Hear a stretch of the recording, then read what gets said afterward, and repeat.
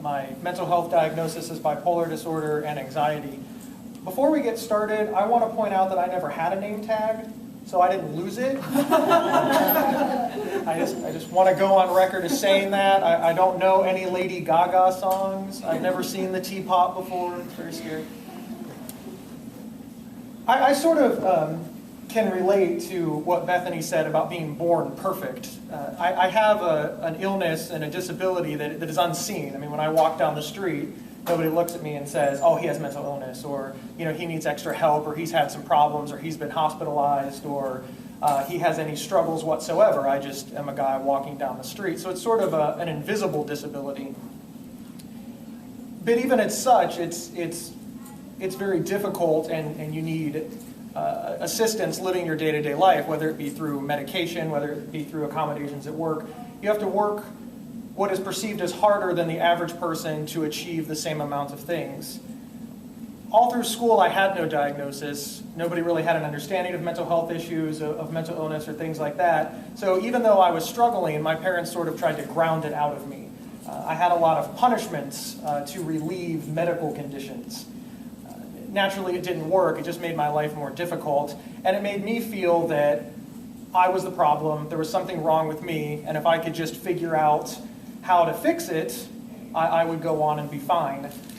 In addition to that, I was unaware that other people didn't think the same way that I did. I had mania where I was extremely, extremely happy, like ridiculously happy, mixed with sadness, ridiculously sad, severe depression, and everything in between, along with crippling depression, fear of leaving the house, fear of interacting with others, afraid of things that I wasn't afraid of, etc. It was very, very problematic.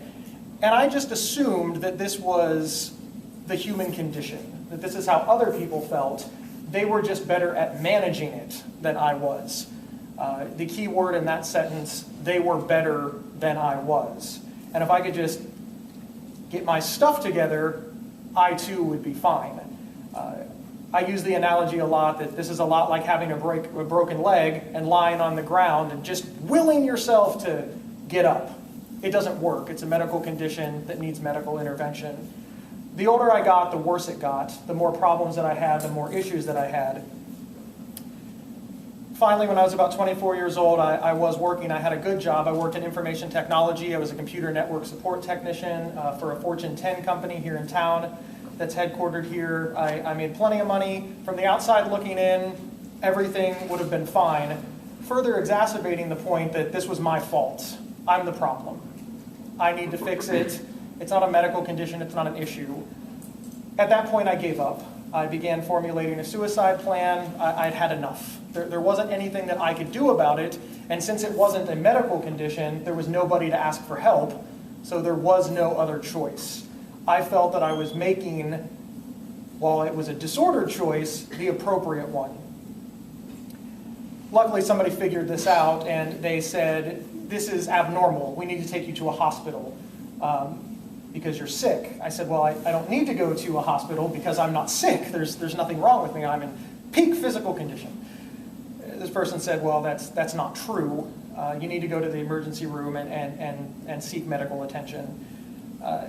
I didn't believe this person, but this person assured me that she was correct. I assured her that she was incorrect, and the only way to settle this particular bet was to go to the hospital and figure out who got to win. Since I was positive that I got to win, off to the hospital we went.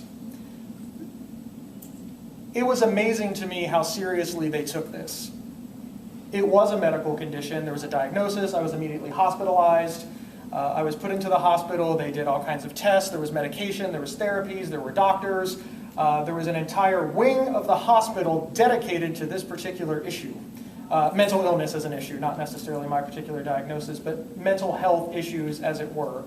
I was diagnosed with bipolar disorder. I was let out, and so began my transition into acknowledging that I had a mental illness and treating the mental illness and figuring out what that meant for the rest of my life.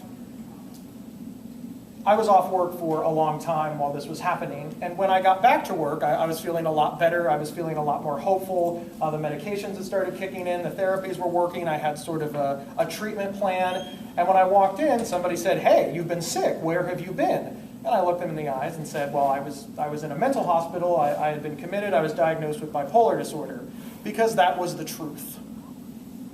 In retrospect, this was a mistake. It did not turn out well for me. There is a severe amount of stigma associated with mental illness. The people that I told, the people that I worked for, my coworkers, all the way up in upper management, they did not like this. It was unfortunate. After about a year and a half of sort of fighting the system, letting them know what accommodations that I needed, trying to work within the confines of what was legal versus what I could prove they were doing illegally, I was eventually terminated from that job. This was devastating. It had been a job that I was at for 5 years. It paid particularly well. I liked it as much as anybody likes getting out of bed at 7 o'clock in the morning. But then, you know, so becomes life 2.0, I suppose. I went back in the closet, for lack of a better phrase, and didn't tell anybody at the next job that I interviewed for that I had a mental illness. So it sort of became that, will you accept me for who I am and accommodate my illness without me telling you that I have an illness or that I need an accommodation? It's a very tricky thing to do, and I did it for a number of years so that I could support myself, that I could move on in my career. Eventually, I made the decision that I was tired of doing that, and I sort of came out, for lack of a better phrase, and just started telling everybody that I knew. This was both very empowering. I wanted to be who I was, and this is who I was, and it was also sort of unempowering with the large amounts of negativity that came back my way that I was forced to deal with on a daily basis. It wasn't a surprise that after I sort of got good at batting down the negativity, I volunteered a lot for the National Alliance on Mental Illness and many other groups that dealt with mental health advocacy, and I became good at it, and eventually, much like Bethany, they offered me a job. And it's sort of one of those be careful what you wish for things, because I took it, and I've been there ever since for over 3 years now.